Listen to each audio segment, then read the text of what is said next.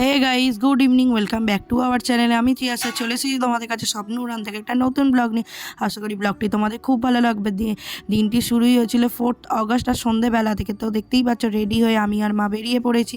তো যাচ্ছি কোথায় যাচ্ছি, হচ্ছে আমার এক ভাইয়ের জন্মদিন, সেইখানেই যাচ্ছি।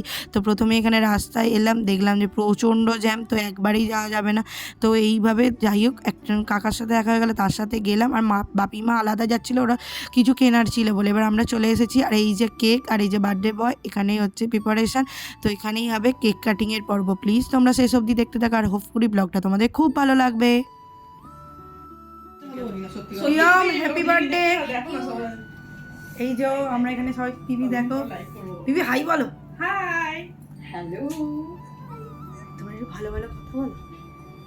আমি আজকে খুব খুশি, খুব আর এই হলো চেরু, যার সাথে প্রচুর মজা খেলা সব হয়েছে, আর খুব বদমাস। চলো প্রথমে কেকটা আগে কেটে নেওয়া যাক।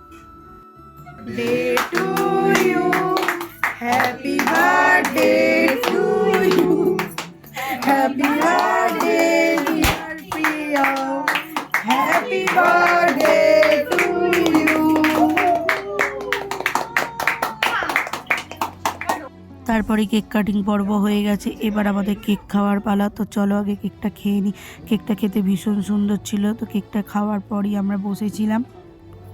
তারপরেই আমাদের ডিনার টাইম চলে এসেছিলো। আর ডিনারে ছিল হচ্ছে বিরিয়ানি। তো এখানে দেখতেই পাচ্ছে প্রিয়াম আর পুকুর মুখটা আনন্দে আঠেরোখানা হয়ে গেছে বিরিয়ানির জন্য। তো একদম খাওয়া দাওয়া করে একদম আর বেশি সময় ওয়েট করিনি, কারণ পুকুর পরের দিন পরীক্ষা ছিল। তো একদম রেডি হয়ে বেরিয়ে পড়েছে এবার বাড়ির উদ্দেশ্যে। আর মাঝখানে একবারও ভিডিও অন করিনি, রাস্তায় খুব জ্যাম ছিল বলে। আর ভালো লাগলে লাইক, কমেন্ট, শেয়ার আর সাবস্ক্রাইব করতে ভুলো না। চলো টাটা, বাই, দেখা হচ্ছে পরের ভিডিওতে।